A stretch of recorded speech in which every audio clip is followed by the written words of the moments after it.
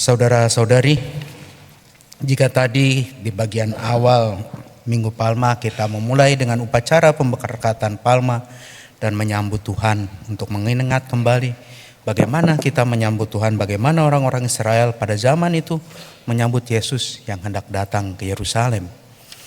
Namun tadi ketika kita melihat dalam bacaan atau khususnya kisah sengsara, ternyata sesuatu yang sangat bertolak belakang ya dengan apa yang kita rayakan di bagian awal tadi.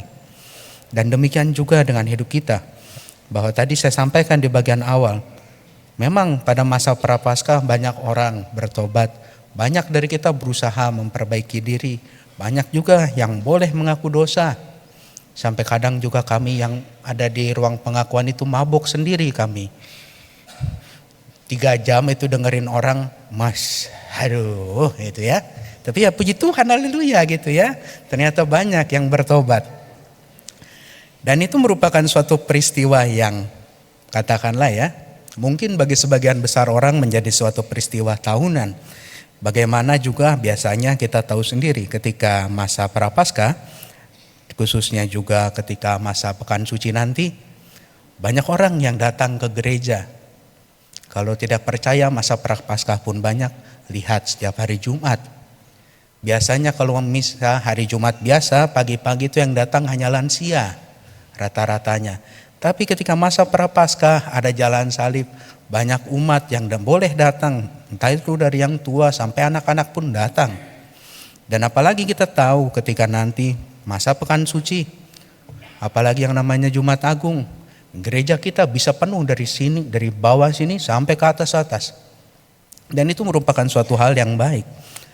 Namun ketika kita mengenangkan hari Minggu Palma, apakah kebaikan yang boleh kita lakukan itu, apakah pertobatan yang boleh kita lakukan itu hanya sekedar pada masa Prapaskah, hanya sekedar pada masa Pekan Suci saja? Sama seperti tadi yang dilakukan oleh orang-orang Yahudi, orang-orang Israel pada zaman Yesus. Bagaimana ketika Yesus mau datang disambut luar biasa.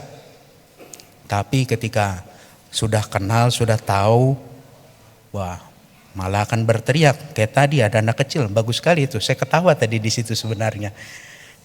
Ketika ada, siapakah yang kamu bebaskan? Kata Pilatus kan.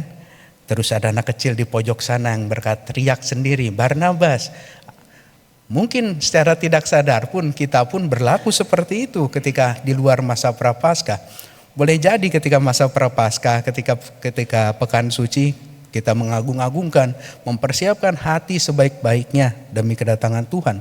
Tapi setelah lepas dari masa Pekan Suci, setelah lepas dari masa Prapaskah, apa yang akan kita lakukan? Apakah kita tidak ada bedanya dengan orang-orang Yahudi tadi yang sambil berteriak, malah kita mengharapkan penjahat, malah kita berteriak salibkanlah kepada Yesus? Apakah kita hanya perbuatan baik itu hanya sementara saja, hanya 40 hari? Lebih sedikit sama Pekan Suci taruhlah seminggu.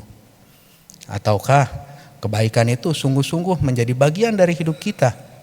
Hari ini kita bersama diingatkan bahwa masa Pekan Suci, khususnya juga pada Minggu Palma ini kita diingatkan bahwa kebaikan yang boleh kita lakukan, pertobatan yang boleh kita lakukan, bukan hanya ada di Minggu Palma, bukan hanya ada di masa Pekan Suci, bukan hanya ada di masa Prapaskah, tapi seharusnya juga menjadi pertobatan hidup kita sepanjang tahun. Sehingga setiap tahunnya kita menjadi pribadi yang lebih baik. Pribadi yang setiap tahunnya ketika hari Paskah nanti sungguh-sungguh menyambut Kristus yang bangkit secara utuh. Bukan hanya di masa-masa tertentu, tapi di dalam seluruh hidup kita. Tuhan memberkati.